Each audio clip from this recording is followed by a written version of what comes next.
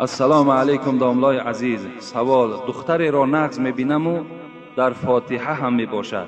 او را گفتم که ستر عورت پوشو، به شخصان بیگانه و خیش و تبارت غیر از اکه و دادرت سلام نکن. آیا من حق دارم با این؟ با سوال پره جواب دهید. البته حق داری برادر عزیز. اگر خدا کند تمام مردها را چنین غیرت اسلامی نصیب بگرداند که کار کنند که در عائله خودش سخن خودش گذر کند، بگذراند. البته وی بغیر اکه و دادر و همون آدم های نزدیک محرم خودش دیگر حق ندارد دست شوی مثال دراز کند، به همسایه سلام کند، با همسینفش سلام کند، با یک شناسش سلام کند. این ده حق ندارد. وی شما پره حق دارین که بالای زن خودتان رئیسی کنین، بالای زن خودتان حکمرانی کنین. دارین این حق، البته به البته.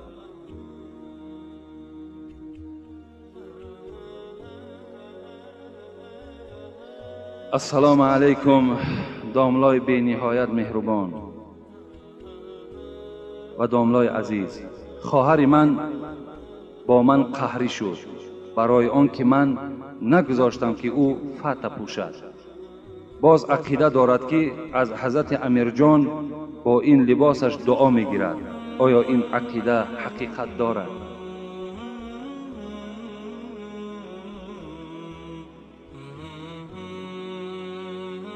خواهر تو وقتی همراه تو قهری می شود، وقتی که تو برادر اسلامی هستی، تو غمخوار قرآن و غمخوار مسلمان ها هستی، وقتی بر خواهر خود میگویی که فتح نپوش زیرا فتح لباس مسلمان نیست، وی باز به تو قهری می شود.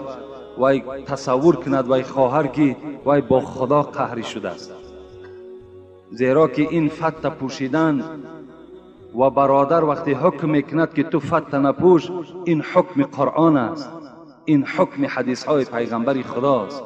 وی با تو قهری نکرده است، وی با خدا قهری کرده است، وی با پیغمبر خدا قهری کرده است. لیکن خوش به حال تو واری برادر که این چنین غیرت داره که خواهر خدا از پوشیدن فتح من میکنی. این خواهر باز گفته است مادامی که تو قهری هم که باشی، من از حضرت امیر جان رفته دعا میگیرم. قسم به خدا حضرت امیر جان، ما خاک پای حضرت امیر جان نمیشویم. حضرت امیر جان چنان عالم، چنان فیلسوف بودند که اونها بیزار بودند از این زنهایی که فتح پوش بودند. اونها بیزار بودند. وقتی این خواهری که با فتح نزد حضرت امیر جان می رود، من باور کن از جانب حضرت امیر جان دعای او را به تو میگویم. و میگوید ای خواهر، وقتی تو با این لباسی که خدا نخواست، پیغمبر نخواست، نزد من آمدی، خدا تو را سیاه بخت کند. این دعای حضرت امیر جان است. خدای مهربان میگوید دعا میکند حضرت امیر جان که اصلا تو را فرزند سالم نصیب نگرداند. ای بدبخت، تیزتر از نزد من گم شو. این دعای حضرت امیر جان است.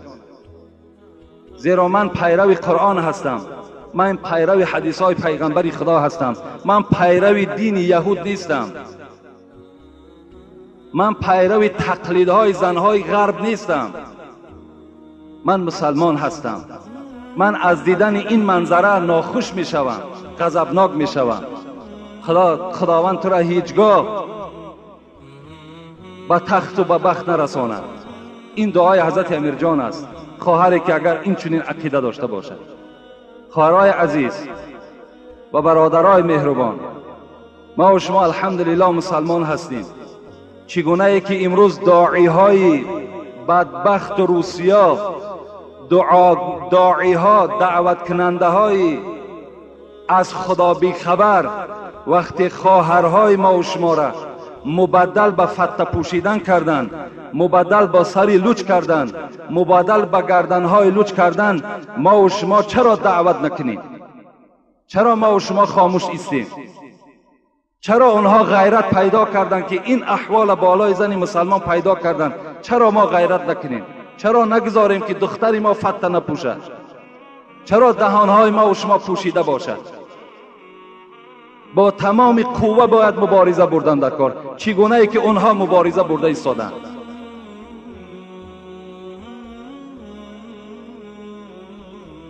او روز اگر تماشا کرده باشین، رئیس جمهور با جوانها برآمد داشت. فکر میکنم همه تماشا کردین، من هم تماشا کردم. رئیس جمهور گفت وقتی سوال از جانب دختر تاجیک کولابی شد، گفت دوست می‌دارم که دختر کولابی چکن داشته باشد و داکه در سر داشته باشد. اینا همه شما شنیدین. وقتی ما و شما زن گرفتیم، اونها چکن داشتند، اونها لطه های بالای سر پوشیده داشتند، اونها را کسی نمیدید. امروز چی شد که این جوانها اینقدر دیوس شدند؟ در پهلو زن با فتح، نیمی بدن برهنه، پسهای پشت برهنه، آستینها کلته، در پهلوی دستی او را قپیده است. تو روس نیستی، تو یهودی نیستی، تو انگلیچن و فرانسوز نیستی، تو مسلمان هستی.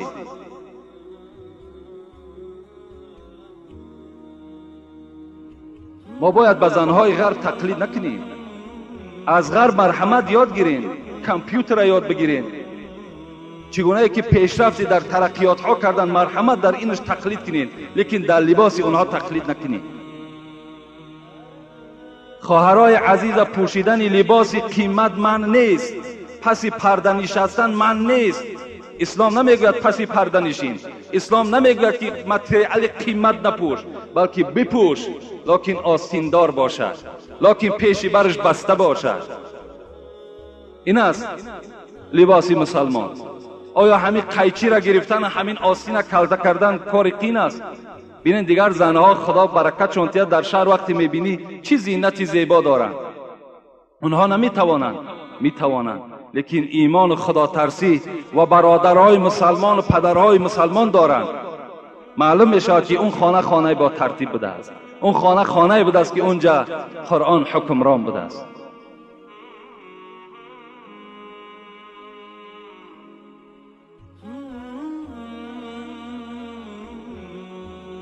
وقتی که این زنها از آغاز زندگی به این بی‌حیایی، به این بی‌شرمی، به این بی‌اهمیتی، وقتی که آغاز زندگی میکنن، از اینها چگونه مادر اساسی پیدا می شود، از اینها چگونه فرزندهای سالم و صالح پیدا می شود، کی پیدا می شود؟ خدا رحمت کند. حضرت محمد اقبال لاهوری را میگوید فطرتی تو جذبه دارد بلند. زنها را میگوید. این پیغمبر خدا میگوید لا تضربوا اماء الله. امروز خواهرای ما و شما این قدر قیمت خدا گم کردن. پیغمبر میگوید لا تضربوا اماء الله. ای مردها هوشیار باشین، کنیزک های خدا را نزنین. زنها را خدا کنیزک گفته است، کنیزکی من هستیم.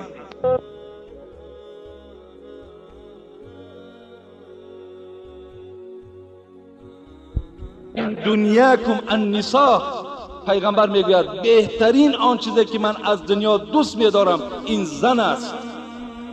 چه قدر داری، چه منزلت داری. صد افسوس که امروز منزلتی خطا، قدری خطا تو گم کردی.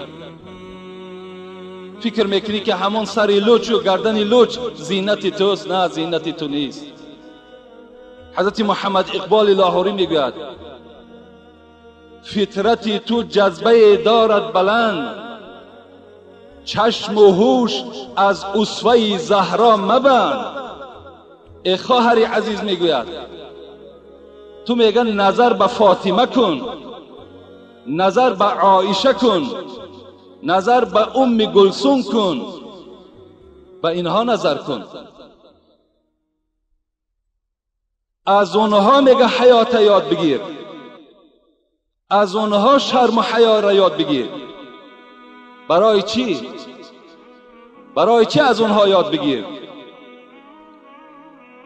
تا حسین شاخ تو بار آورد، تا حسین شاخ تو بار آورد، موسمی پیشین به گلزار آورد.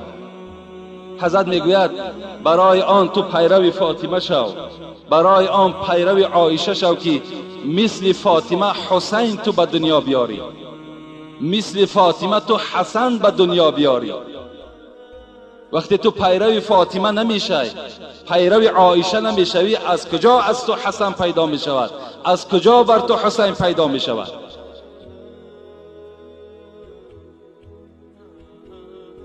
از این خاطر خوش به حالت برادر عزیز، هر کدام مسلمان ها، همه شما برادرها، با یک گوش کردن امر معروف و با 5 وقت نمازی که شما در یک روز خواندین، در این حالت شما فکر نکنین که تمام ذمه اسلام از گردن شما برداشته شد، بلکه این وظیفه همه شماست.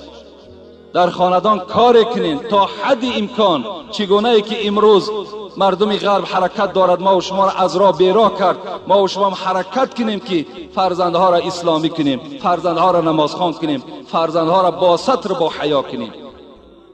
این از وظیفه هر یک مسلمان. السلام علیکم حاجی مرزای محترم، خدا یار و یاورتان باد. من یکی از مخلصان اشدی شما هستم. بفرمایید بر شما یک سوالی دارم. در وقت نماز خواندن التحیات را خوانده تمام میکنند و اشهد ان لا اله الا الله و اشهد ان محمدا عبده و رسوله، چلیک راستش را میبردارند. این چی معنا دارد و از کدام مذهب است؟ این به ما مختصرا فهمانده دهید. این مذهب ابو حنیفه است، یعنی برداشتن انگشت در حالت التحیات را خواندن. این مذهب ما و شماست، مذهب جمیع جمهور است. در مذهب در آمدن برداشتن انگشت هیچ اختلافی نیست، فقط اختلافش بعضی ها مشت میکنند، بعضی ها حرکت میدهند، هر گونه آمده است. لیکن در فقه الاسلام و ادلته که از 4 مذهب گپ میزند، نزد من هست این فتوا، میگوید که ابو حنیفه نه مشت میکردن نه حرکت میدادند، بلکه همون پنجه خدا بالای زانو میگذاشتند، اشهد ان لا اله الا الله گفتند، میبرداشتند انگشت و میپرتافتند، یعنی به مشت کردن و به حرکت دادن. خود ابو حنیفه، حتی در مسند ابو حنیفه هم این آمدگی هست. این حدیث صحیح پیغمبر است، این هیچ کدام ما این کار کردن نمیتوانیم. یعنی کسی میبردارد برداشتن گیرد، کسی نمیبردارد خلل در میبردادگی پیدا نکند. نگوید که این عملی تو عملی نادرست است، بلکه وقتی این گپ گفتند شما گناهگار میشین، زیرا این سنت پیغمبر است. این چیزی نو نیست، فقط شما نو شنیدید. اینا در کتاب ها درج شدگی هستند.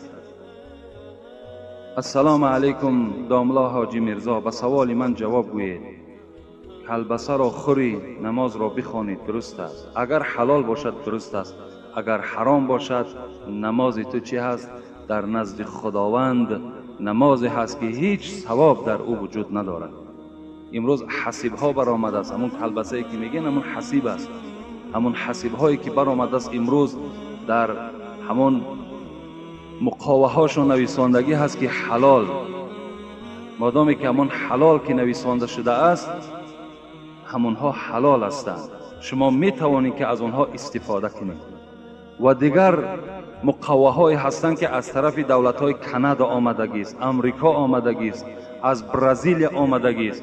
انا اونها در مقاوه شون حلال نویسانده نشده است، از این خاطر اونها را خوردن شما حرام است. وقتی اونها را خوردین شما در نزد خداوند حرامخور به حساب می روین، گناهگار میشین، در عبادتاتون البته خلل پیدا میشه. چگونه که حضرت مولوی میگوید تا ای صوفی که در بر میکنی دلق، کن اول احتیاط از پاکی حلق. اگر حلقی کسی آلوده باشد، کجا در معرفت پالوده باشد؟ اگر کسی که حرامخور باشد، کسی که حلقی او از حلال خالی نباشد، وای خدا را چگونه میشناسد؟ در دل وی محبت خدا و ترس خدا جایگیر نمی شود، در شکم به که وی لقمه حرام میخورد. همه وقت شما از این خوراکی ها با احتیاط باشین. وقتی میخرین نگاه کنین که در حلال نویسانده شده باشد، مرحمت برای شما حلال، حرام باشد نخرید که گناهگار میشه. اینجا یک برادر شعر نویسانده است در باب زن و از ما التماس کردن که در موضوع زن داخل کنید. ان شاء الله اگر بینیم که علاجش باشد جوگیر میکنیم.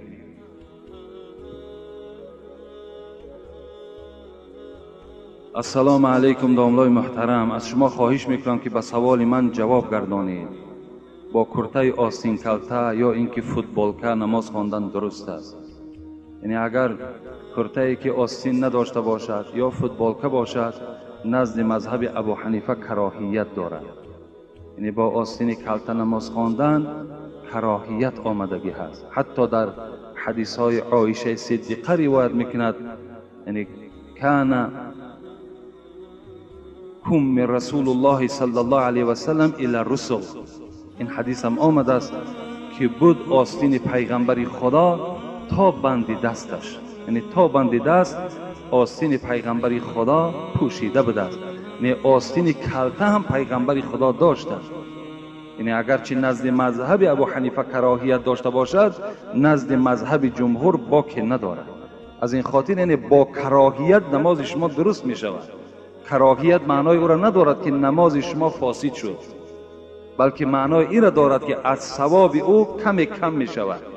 از این خاطر مادامی که اگر ضرورت باشد باک ندارد، لیکن بی ضرورت باشد کرته های آستین کلته داشته باشین، از اختلاف و گپ زیاد پیدا شدن همون کرته آستین دراز پوشین نمازتان خوانید، لیکن ضرورت باشد باک ندارد. السلام علیکم داملای محترم، سلامتی شما را از درگاه الهی طلبگارم و چنین خواهش دارم که 2 مصرع رباعی خواجه حافظ را تحلیل می کردید. من طفلم و بی گناه مرا می سوزند، ای وای به تو که پیری و پرگناهی. یعنی من طفلم و بی گناه مرا می سوزند. شاید ازت در اینجا خودش یادآوری کرده باشد که من مثال اینقدر از غلط و از عصیان چقدر احتراز میکنم، یعنی چقدر پاکیزه هستم، چقدر ترس خدا دارم. باز بزم این چیکار میکنم؟ باز از خدا میترسم که شاید که همین پرهیز من، تقوای من در نزد خداوند قبول نشده باشد. لیکن وای بر حال تو که تو پیر هستی و باز از خدا نمیترسی. یعنی پیر شاید که همه مردم در نظر داشته باشد، شاید که ای مردم شما اینقدر آلوده عصیان هستین، اینقدر گناه میکنین میگردین، وای به حال شما که جزای شما در نزد خدا چی باشد. باز دیگر معناها هم دارد، لیکن همینش فکر میکنم کفایت کننده است. اگر لازم باشد مرحمت بیو، من اونقدر تحلیل شعر پره تحلیل کردن میتوانم. داملای شیرین سخن، من از شما خواهش دارم که سوال مرا با پررگی جواب گردانید. بر من گفتند که نامت را عوض کن، این نام تو خوب نیست، نام تو جمشید است. داملا چی گفتنی هستی؟ من نامم را عوض کنم؟ یعنی میفهم عوض کنید. جمشید کسی هست که 400 سال پادشاهی کردن، دعوای خدایی کردن و کافر بود. انسان مسلمان باید نامش به نام کافر مانند نباشد. از این خاطر بهترین صورتش پیغمبر گفت است نام مرد یا عبدالله باشد یا عبدالرحمن باشد. از همین نامها بهترینش اختیار کنین، برای شما پسند است. شرط نیست که در حجت ها تغییر دهین. باز برای شما میگویم اعلان کن که نام من عبدالرحمن است، فردای قیامت خداوند با همین نام تو را صدا میدهد. جمشید کافر بود. پیغمبر خدا وقتی که مبعوث به پیغمبری شدن، زمان آمدن صحابه ها نامهای دیگرگون داشتند. همون کسانی که مسلمان می شدن نامهای اونها چی نامهای قبیح بود، همون تغییر داد پیغمبر، تمام نامها را عوض کرد.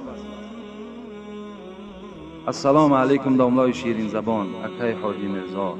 من استقامت کننده ناحیه مؤمن آباد می باشم و به شما چنان اعتقاد دارم که کسیته های شما را دسترس نموده گوش میکنم. آیا درست است که سفیدی را یعنی شیر و دوغ را در شام از خانه نمیبرارید؟ اکای حاجی مرزا التماس دارم که من را در این روز سید از تحت دل دعای نیک دهید و شما عمر دراز و موفقیت آرزو دارم. با احترام مخلص دائمی شما از ناحیه مؤمن آباد. خدای مهربان شما را عمر دراز دهد و اخلاص شما را باز هم زیاده بگرداند و شما را خدای مهربان به راه راست هدایت کند. آمین یا رب العالمین. و این دوغ و شیر و چیزی نباشد. وقتی خاندان شما آمدن، همسایه یا کسی که حاجتمند هست، چی شام است، چی خفتن است، چی پیشین است، شما رد نکنید. همه حالت ده وقتی که یک برادر حاجتمند نزد شما می آید، کار کنید که حاجت وی برآورید. کار کنید که اگر نباشد همون دوغ است، شیر است، نباشد هم با گپ خوب، با معامله خوب باید جواب گردانید. نگوید که بعد شام است. اینها گپی همون زنها هست. این فتواهای های همون دروغ و همون بگیم سفسطه و خرافات های دوره پیش است. از این خاطر سفیدی هست، سیاهی هست، چگونه ایش که نباشد، وقتی خاندان تو می آید، همسایه تو، کار که حاجت وی برآورد. اینا دروغ هستند. السلام علیکم حضرت حاجی مرزا. بعد از سلام، این که با این سوال من جواب درست دهید. من استقامت کننده ناحیه مؤمن آباد می باشم و کسیته های شما را برده گوش می کنیم و شکر خدا می کنیم که چنین پیشوا داریم. براستی گپ به شما افتخار داریم. آیا این درست است که نان زنی بی شوهر که در اصل شوهر من فوتیده است خوردن جایز نیست و نمازهای خوانده من را خداوند به درگاهش قبول نمی کند و آن چیزی که من خیر می کنم خداوند قبول نمی کند؟ با احترام صمیمی، مخلص دائمی، شما از ناحیه مومن آباد.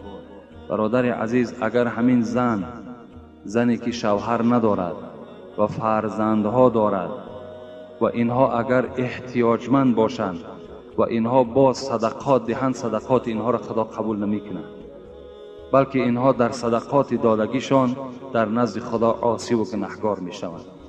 کفا بالمرء اثما ان یضعها من یقود، پیغمبر گفته است از روی گناه برای شما ای امت مسلمان همین بسنده هست که آن چیزی که از رزق روزی کودک های شماست و یا به دیگرها می دهید. همین از روی گناه گفت پیغمبر برای شما بسنده هست. همین گناه بسنده است که شما را خدا عذاب کند. که اگر آن چیزی که برای فرزند تو احتیاج به او دارد، خوراکی که فرزند تو به او احتیاج دارد، تو وی باز گرفته به مردم تقدیم میکنی.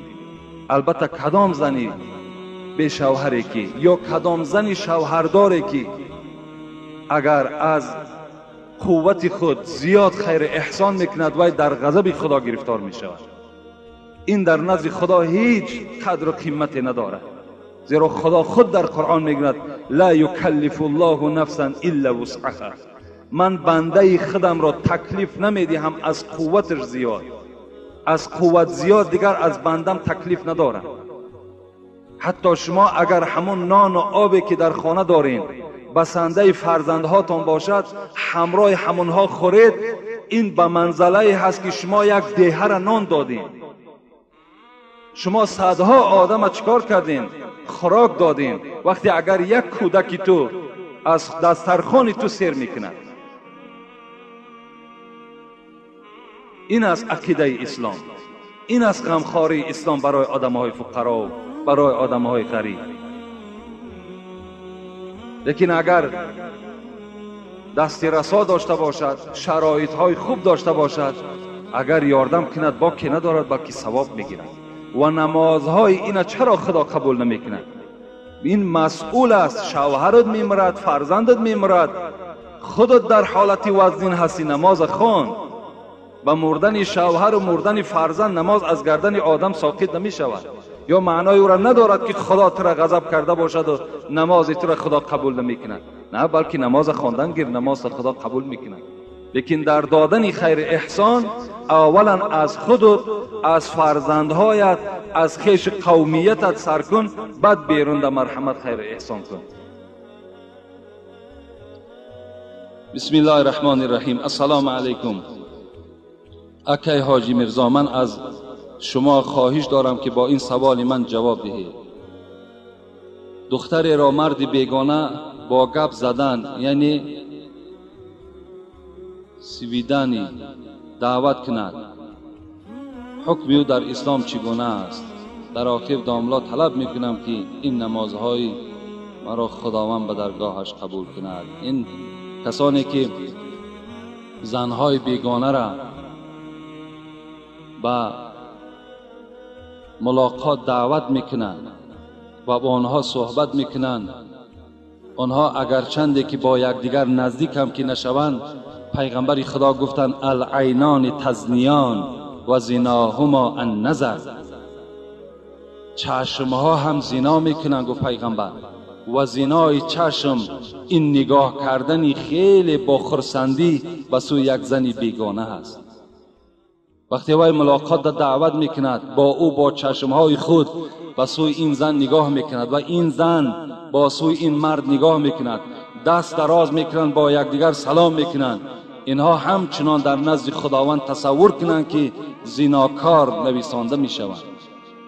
اینها حق ندارند. تا اگر چگونه یک پیغمبر خدا میگه النکاح سنتی فمن رغب عن سنتی فلیس منی، نکاح سنت من است، کسی اگر از نکاح من رو میگرداند وی از امت من نیست.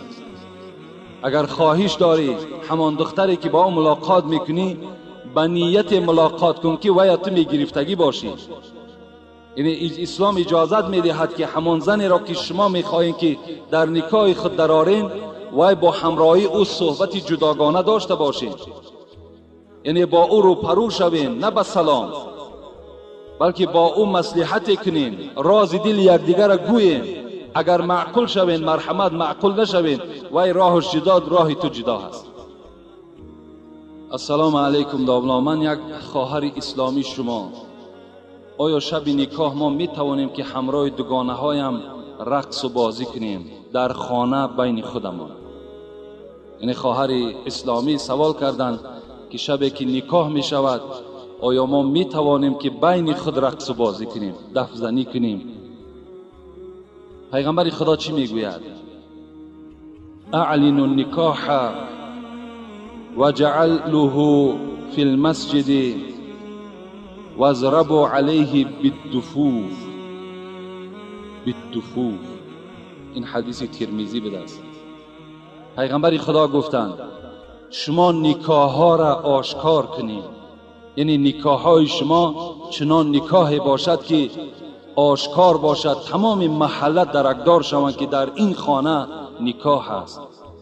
با دف ها، گفت پیغمبر، دف زنید، در همون شب نکاح دف زنید دخترها. و نکاح ها را پیغمبر خدا گفتند که شما در مسجد انجام دهید. چه توصیه خوبی کردن پیغمبر. امروز ما و شما هم اداره زکس داریم، می روند جوانای ما و شما همون شیشه ها را کشاده میکنند، خب همون خده های هستند می بردارند. به مراد چی؟ به مراد که همین خواهر و همین جوان زندگی خوب بینن. نه، زندگی تو بدبختانه هست، زندگی تو افلاس زندگی هست، زندگی تو آغاز از چیز حرام شد. اون قدحی که تو در دست داری و قدح در قعر نیش سری تو خداوند باید جای میکنه.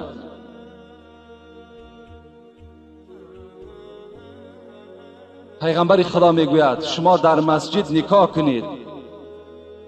مسجد، وقتی مسجد که آمد اینجا یک توده دخترها که جمع شد، داملا چیزی میگوید که تمام آنها گوش میاندازند که نکاح چی ماهیت دارد، عاقبت نکاح چی هست. لیکن این خواهر حق دارد که همراه دوگانه های خود دف زنند، رقص کنند، بازی کنند بین خود. مرحمت اجازت است. لیکن از همه شما خواهش میکنم برادرای عزیز و کسانی که نکاح کننده هستند، در وقتی که دو جوان شما نکاح میکنید اونها را پرسان کنید که نماز میخوانند یا نه. از نماز اونها بپرسید که نمازخوان هستند یا نمازخوان نیستند. و بسیاری جوان ها امروز یک خرافات دیگر هم جا دادند، در پای ها همون توفلی هاشون بالای کرپچه رفته می نشینند. این چی معنا دارد؟ تو را ایمانت ضعیف است برادر عزیز. اگر ایمانت ضعیف نباشد تو از اون توفلی و از اون کفشی که در پا داری چرا می ترسی؟ وای با عقیده تو این است که اگر وای تو بدر کنی تو سیاه‌بخت می شوی. نه، برعکس تو نیکبخت می شوی. تو یگانه تمام اخلاص و وجود تا به سوی خدا روان کن. از دست هیچ کس هیچ چیز نمی آید. توفلی ها را بدر کن، در بیرون بگذار و به حضور نشین. خوراک و آبی که میارن نمیخورم. چرا نمیخوری؟ خور از چیزی که هست در پیشت. چیزی میارن خور، همه او برای تو حلال است. این خرافات هایی هست که در مینه سر ما و شما جای کردن. نخور. برای چی؟ شاید که همین یگان سحر کردگی باشد. تو بدبخت هستی آخر. ملا میخورد، تمام آدم های همون داخل خوردند، سحر اونها را تاثیر نکرد، فقط تو را تاثیر میکند. و در بین بسیار کمبودی های هست، مثل تغپولی. تغپولیش چی است؟ با وقتی اگر شما رو پرو نکاح کنین دیگر تغه در اینجا لازم نمی شود. رو پرو نکاح کنین تا که صدای زن مرد شنود و صدای مرد زن شنود. این از قاعده نکاح. باز یک خراجات کمتر می شود، این بد است. یا سرجلب روان میکنین، بیاین بسش کنین. آخه همین شرط است که همین یک برادر را پوست کنیم، تمام آن چیزی که دارد همش تله و تاراج کنیم. بالای کرپه یک مردکی دیگر ششتگی است، با کرپه را میفرارد، با وی هم پول دادن در کار. همین رحم است، همین انصاف است. یا در قدیرها یک توده جوانهای اوباش جمع میشوند، ما را شهتاز ده. همه این باور کنین در غصب داخل میشه. همه این غارت است. وای نمیخواهد. کی میخواهد که تغپولی دهد؟ کی میخواهد سرجلب دهد؟ هیچ کس نمیخواهد. باز خطی همون شرطنامه میکنید 10 سوم و 20 سوم، تو 10 سوم و 40 سوم.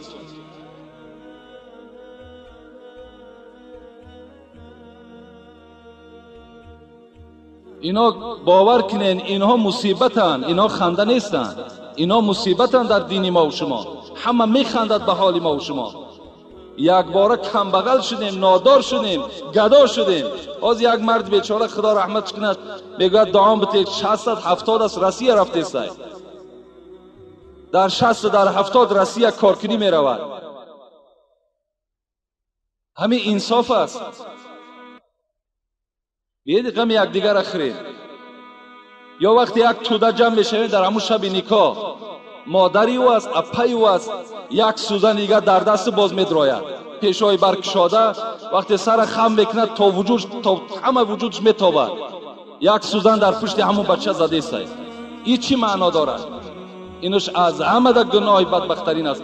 قسم به خدا اگر این همین عملهای تکرار کردم، همینها اگر در همون شب نکاح صورت گیرد، نکاح واقع نمی شود، نکاح درست نمی شود. بعد نکاح اینقدر عملهای شرکانه و عملهای فاسد وقتی که شما جاری میکنین، این نکاح شما دیگر چی است؟ وای سنگ است نمیشکند. اینا را راه نتین، نگذارین.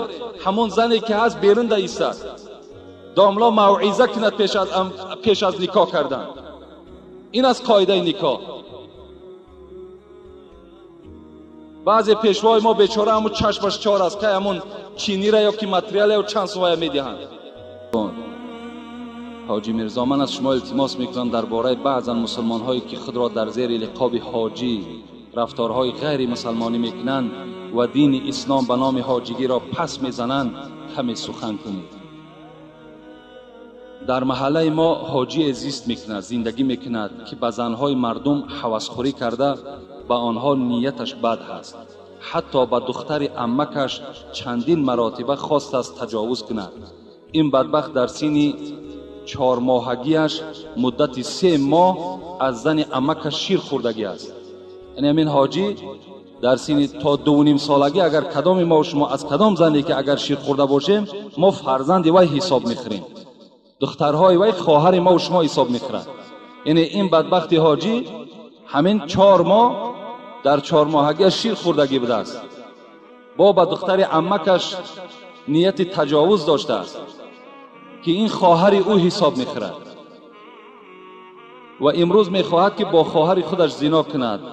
ما نسبت این کارهایش او را در مسجد محله خودمان محاکمه کردیم، اما شخص پیدا نشد که او را با این کارهایش سرزنش کند. من شخصا وی را از مسجد پیش کرده گفتم که تو دیگر به اینجا نیا، روز دیگر در همین محله یک باره 2 جنازه شد و همان بدبخت در هر 2 جنازه با سری بلند اشتراک کرد، گویا یگان گپ نگذشته باشد. به مسجد آمدن را دوام داده ایستاده است. نه ملا امام نه دیگران او را گپی نمیزنند، چون که از وی میترسند. از شما داملای محترم خواهش میکنم که فکر و عقیده خودتان را در همین نماز جمعه آشکارا نسبت رفتار این حاجی بیان کنید. با احترام، یکی از مخلصان اشهدی شما. البته وقتی کلمه حاجی چه کلمه زیبایی هست، چه کلمه قیمتی هست که پیشینی های ما و شما برای این عنوان حاجیگی را گرفتند، چه زحمت ها داشتند، لیکن به این روزی خیلی و خیلی پر اجر و به این نیت خیلی نیک بیچاره ها میسر نشدند. لکن صد افسوس که امروز بعضی از افلاس ها رفته حج میکنند، باز آمده به این کارها وقتی که دست میزنند، اینجا تمام حاجی ها بدنام میشوند. من بسیار دوست می‌دارم که کسی حج رود که به قدر حج میرسیدگی باشد، کسی حج رود که از تاریخ اسلام آگاه باشد. وقتی رفته خانه کعبه را بیند، دل او ریشش پاره شود. حضرت سعدی میگوید به طواف خانه رفتم، به کعبه رحم ندادند، که برونی در چی کردی که درونی خانه آیی. من وقتی خانه کعبه رفتم، خانه کعبه مرا نگذاشتن که خانه کعبه درایم. برای چی؟ برای تو چگونه مسلمان هستی، چی خدمت در اسلام کردی که امروز طواف زیارت کعبه آمدی. هیچ سیقل نکو نتاند کرد، خدا رحمت کند سعدی را، هیچ سیقل نکو نتاند کرد آهنی را که بدگوهر باشد. چون بود اصل جوهری قابل، تربیت را در او اثر باشد. سگ به دریای هفتگانه بشو، چون که تر شد پلیدتر باشد. خر عیسی گر برش به مکه، گرچه آید هنوز خر باشد. عاقلان این سخن نکو دانند، زاده خر همیشه خر باشد. این البته زاده خر است. این بدبخت است اون کسی که به این کار البته چنگ بزند. پیغمبر خدا میگوید من زنا بامرأة كانت متزوجة كان عليها وعليه في القبر نصف عذاب هذه الامه. بسیار حدیث وعیدی سخت است. کدام مرد یا کدام زنی که شوهر دارد یا کدام مردی که زن دارد، باز با این قانع نمی شوند، چشم به خانه یک مرد دیگر میزنند یا با یک زن دیگر میخواهند تجاوز کنند، بر این زن و بر این مرد نصف عذاب تمام امت در قبر بالا اینها می آیند. باور که ما طاقت یک عذاب قبر خودمان نداریم. اگر در روی دنیا 1.5 میلیارد مسلمان باشد، بالای این 2 بدبخت، این حاجی و این بگیم این که اون بیچاره زن عمکش گناه ندارد، زیرا این کار این حاجی بدبخت کرده است. بالای همین حاجی نصف عذاب، اگر 1.5 میلیارد تقسیم کنین شما، نصف عذاب همه همین بالای همین است در داخل قبر. اذا ذن الرجل خرج منه الایمان کان علیه کالظلة. پیغمبر گفت وقتی که کدام شما نیت زنا کردین یا میخواهین زنا کنین، همان زمان ایمان شما در بالای سر شما میبراید، در وجود شما دیگر ایمان نیست. لا یزنی الزانی حین یزنی و هو مؤمن. این پیغمبر سوالش است. وقتی زناکار زنا میکند، وای در حالت زنا یا در نیت زنا وای باز مسلمان است؟ نه، مسلمان نیست. گفتم پیغمبر زناکار مسلمان نیست. اگر من از تفسیر قرطبی برای شما بیان کنم، صاحب تفسیر قرطبی میگوید کدام مرد زنا کرد یا نیت زنا کرد، وای زنش طلاق می شود. این صاحب تفسیر قرطبی میگوید. از این خاطر این کسی که این کار کرده است، اگر از روی جهل بود، از روی نافهمی بود، اگر در بین مردم و تنهایی به سوی خدا توبه کند و گوید که دیگر این عمل زشت از من صادر نمی شود، این حالت ده شاید که خدا وی بخشد. و تمام مردمم در این حالت وقتی وی توبه میکند، تضرع میکند، میگوید که این از سهو از خطا شد، وی را دیگر کاردار نشود، وی را گذارند که در مسجد نماز خواند، بگذارد که دوام نماز شد، چیکار کند؟ دوام دهد.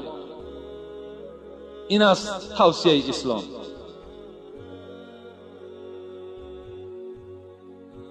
السلام علیکم داملای شیرین سخن. آتای من، پدری من، در دوشنبه کار میکند، در یک ماه یک بار می آید، باز می رود. من فرزند کلانی خانه هستم. ما یک همسایه داریم، می آید می رود. همسایه نزدیک است، اما همسایه فساد است. اما مرا دلم نمی کشد خطی مادری من گپ زند. من چند بار همراه او جنجال کردم، اما او بی‌آر است. با خانه ما می آید. هر روز او را من می بینم، در غضب می آیم، اما همسایه دیگرمان می آید، من خرسند می شوم. من خرسند می شوم. در این کار چی گفتنی داملای شیرین سخن؟ درست جواب دهید. یعنی شکایت این دادر این بود است که پدرش در دوشنبه کار میکند، در یک ماه یک بار خانه می آمده است و با کدام مرد فاسد یا فساد یا بدبخت است خانه همینها می آمده است در حالت نبودن پدر این. و این جوان میگوید من غضبناک میشوم، چندین بار جنجال ها کردم، تا حال این جنجال من هیچ تأثیر و فایده ندارد، این مرد رفته می آید. یعنی حکم اسلام در این چی هست؟ اولا در این کار باید مادر شما اصلاح شود. وقتی تو نمی خواهی باید مادر تو هم نخواهد آمدن اون مرد در نبودن پدر شما.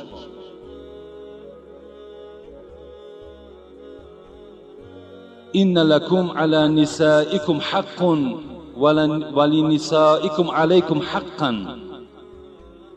پیغمبر خدا گفتند ای مردها شما بالای زنها حق دارین و زنها بالای شما حق دارند.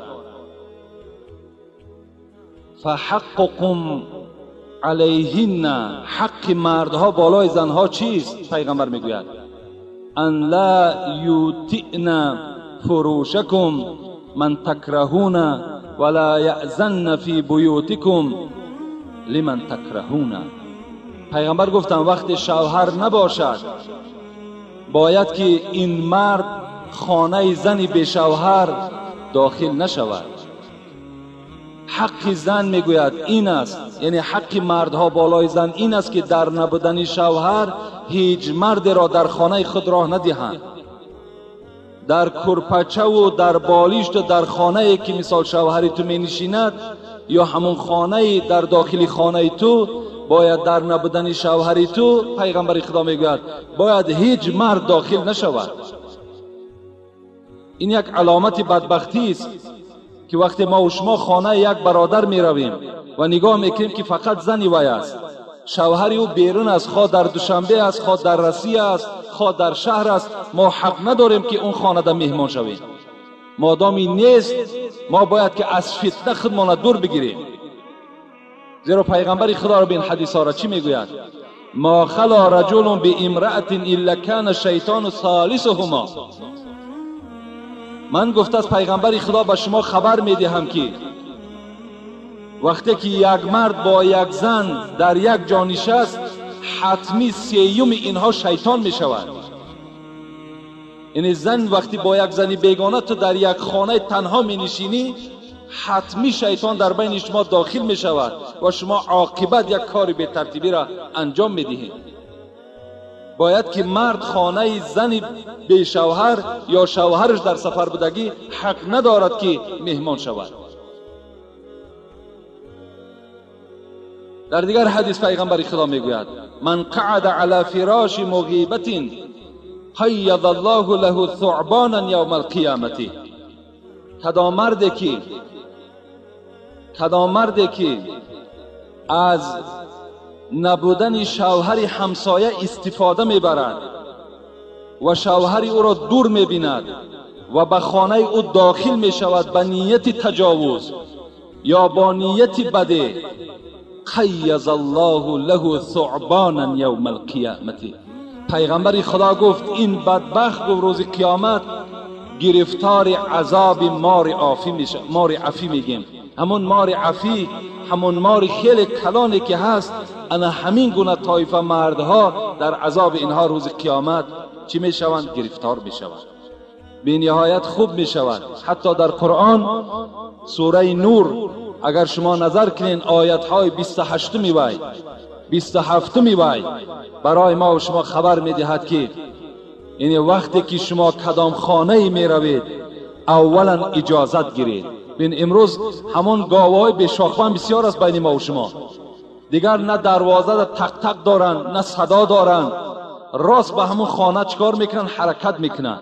انامین آیت های 27 و 28 سوره نور وقتی میگه یک زن پیش پیغمبر خدا آمد و گفت ای پیغمبر خدا من در خانه خواب هستم و خانه مرا مردها کشاده میکنند، راست به خانه من داخل میشوند، این کار برای من بسیار نفرت آور است، علاجش چیست؟ همین زمان همین آیت فرامد. خداوند روان کرد آیت را که بر تمام مردها و زنها خبر دهند که خانه کدام مسلمانی که مهمان میشوند خبرگیری میروند چه حاجتی که دارند باید که چکار کنند؟ رخصت گیرند، باید که خانه‌دار را فیراد کنند. اگر خانه‌دار فریاد زد و گفت مرحمت داخل شود میگوید من تفسیر همون سوره را برای شما گفته ایستادم. و الا اگر گوید که پس گرد، خدا میگوید که اگر مبادا از خانه گفتن که پس گرد، پس گرد میگوید. شما حق ندارین که خانه هر آدم به اجازت داخل شوین. خانه هایی که امروز زنگوله دارن، زنگ دارن، همون خودش رخصت است. و یا وقتی که زیر میکنین خانه‌دار درکدار کی شد، همین خودش رخصت است. در تفسیرها میگوید که وقتی شما خانه دا که داخل شدین السلام علیکم گفته داخل شوین تا که صدای تر همون خانه‌دار شنود، یا فلانی گفته یا صاحب خانه گفته فریاد زنین، یکی یک بار خانه مسلمان دا داخل نشوین. حتی در بعض حدیث ها آمده است که اگر کسی در خانه شما به اجازت داخل می شود، یک بار چشم تو با او می چسبد، حق داری که چشم وای بکفانی. در اسلام گفته است چرا جزای نیست.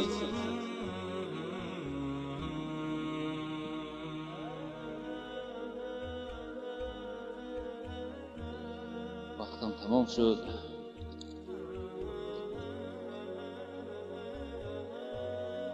السلام علیکم داملای محترم. بعد سلام و ستایش به اندازه خداوند مهربان به شما و به تمام نمازگزاران عالم اسلام تنی صحت و خاطر جمع، ایمان کامل و عمل صالح خواهانم و از درگاه وسیع یزدان پاک مغفرت گناه شما و جمیع مسلمین را طلبگارم. ثانیاً از شما داملای عزیز خواهش دارم که در همین جمعه برای پدر و مادر رنجور من، مخصوصاً برای پدرم که در حالت وزنین بیماری فلج قرار دارد و زبانش از گفتار باز مانده است، دست دعا برداشته از درگاه الهی شفای آن و مغفرت گناهش را طلب نمایید. برای دعای خیر به شما قبلا سپاس گزارم. با احترام صمیمی. برادر عزیز این طلب کردن که در حق پدر و مادرش دعا کنیم و پدرشان یعنی بیماری فلج گرفتار بوده است. خدای مهربان درد دهنده هم خودت هستی، شفا دهنده هم خودت هستی. خدای مهربان این پدری که به این بیماری مبتلا شده است، به حرمت این روز جمعه، به حرمت تمام این مسلمین، خدای مهربان شفای کامل و شفای عاجل نصیبش بگردان و تمام گناهاش خدای مهربان مغفرت بگردان. و بچه بابای حاجی زین‌الدینم که پدرشان از این محله هست، گذشتگی هستند، از ما طلب دعا کردند خداوند روحش شاد، قبرش را خدای مهربان پر نور بگرداند و فرزنداش خدا عمر دراز و تن صحت نصیب بگرداند و جمیع بیماری هایی که از ما و شما هستند خدای مهربان به حرمت این روز جمعه، چه در این جمعیت ما باشند، چه در بیمارخانه ها، چه در خانه ها باشند، خدای شفای کامل و شفای عاجل نصیب شان بگردانی. آمین یا رب العالمین. الله سوال های باقی را